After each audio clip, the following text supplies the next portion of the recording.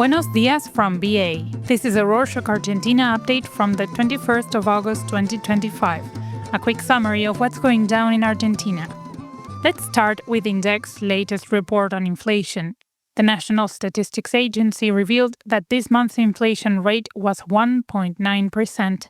This marks the lowest monthly inflation rate in over 3 years.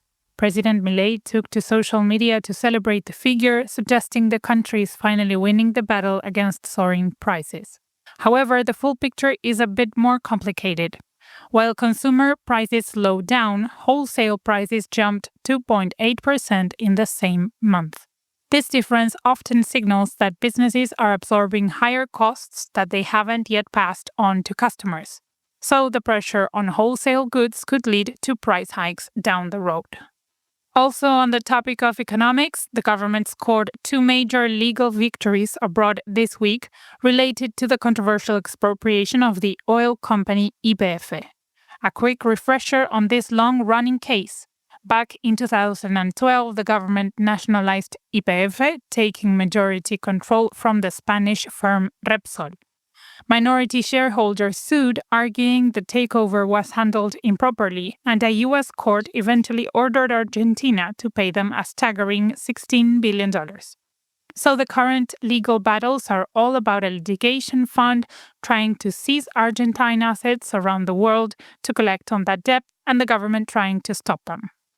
What happened this week is that a New York Court of Appeals sided with Argentina, halting efforts by the Burford Capital Litigation Fund to seize the nation's assets, which are protected by sovereign immunity. Just a few days later, a court in Ireland ruled against Burford's attempt too. These rulings provide significant breathing room for the government, preventing a potential seizure of assets that could have cost the country billions and complicated its financial standing on the world stage. From the country's economic future to its scientific one, the New York Times published a very interesting piece on the struggles of Argentina's research community. Titled, "A Starfish Has Captivated Argentina, It Didn't Ask to Be Political," the article explains the cultural phenomenon around the CONICET research body's livestream and how it sparked another wave of outrage at the government's austerity measures. To read the piece, follow the link in the show notes. The tough times are certainly being felt on the high street. A new report shows that retail sales for small and medium-sized businesses dropped by 5.7% in July compared to June. This marks the 7th consecutive month of decline, painting a clear picture of the ongoing recession and weak consumer demand. Sectors like pharmacies, food and beverages, and hardware stores were hit the hardest, showing that households are cutting back spending across the board. Meanwhile, the global mining company Glencore announced it is looking for government incentives to move forward with 2 massive copper mining projects in the west-central San Juan province. The combined investment could reach an astounding $13 billion. Glencore's interest hinges on the government's new investment incentive framework known as RIGI. If the conditions are right, these projects could become a cornerstone of Argentina's ambition to be a major global copper supplier, bringing in huge amounts of foreign currency. Glencore isn't the only major international player making moves. BYD, the Chinese electric vehicle giant that recently overtook Tesla in global sales, has officially registered as an automotive company in Argentina. Even though the company hasn't made a formal announcement, this move strongly suggests it's laying the groundwork for local production. If BYD does set up a plant in Argentina, it would be a significant step in the country's transition to electric mobility. Looking ahead, both the ruling La Libertad Avanza pro-coalition and the opposition Peronist movement have begun confirming their key candidates for the 2025 midterm elections scheduled for the 26th of October. These elections will be the first major test of President Milei's political strength since he took office and will determine his ability to pass legislation during the second half of his term. The Buenos Aires Herald published an in-depth piece on this topic, including the full list of candidates. Link in the show notes. In other news, Argentina's drug regulator, ANMAT, issued a major warning this week banning the online sale of a counterfeit version of Ozempic.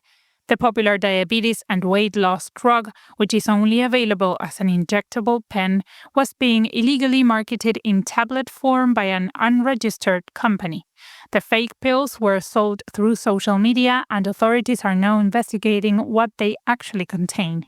And Matt is urging the public to only buy medications through official channels to avoid dangerous fakes. Residents of Buenos Aires City now have a new way to pay their bills.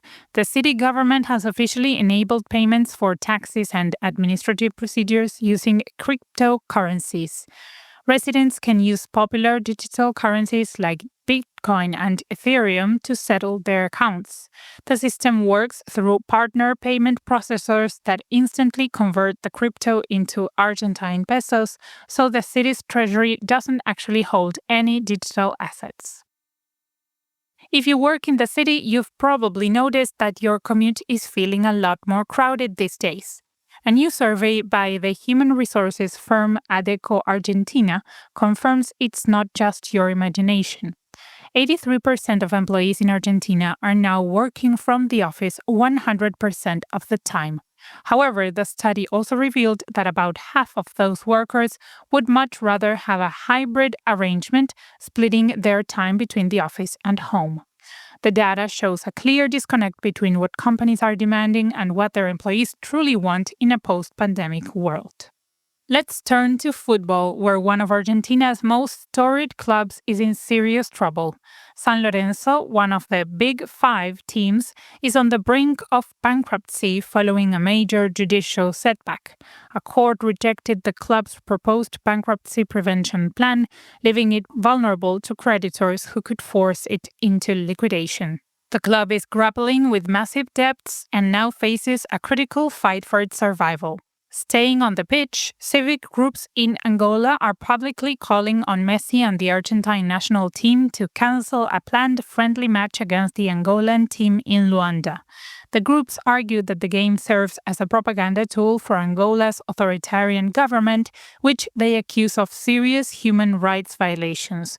They are urging Argentina's football stars not to lend their image to a regime they describe as oppressive.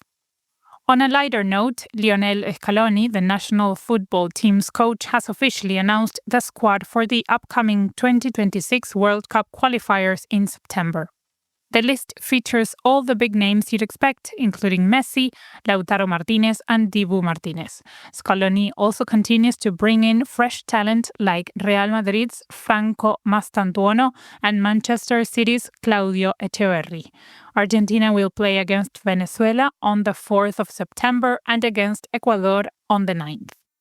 Meanwhile, Argentina's annual Tango Festival and Dance World Cup kicked off this week, drawing dancers and fans from all corners of the globe.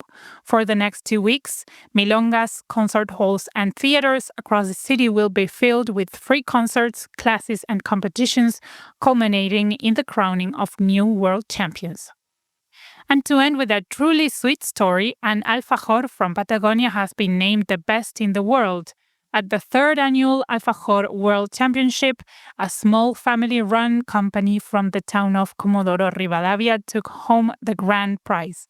Their winning creation features a white chocolate coating, rich dulce de leche, and a heart made of Amarok-style peanut praline. And that's it for this week. Thank you for joining us. Are you listening to us on Spotify? Remember, you can leave comments on the episode. No need to worry, they're private by default and we won't publish them. Want us to get back to you? Share your email and we can have a chat. Nos vemos la próxima semana.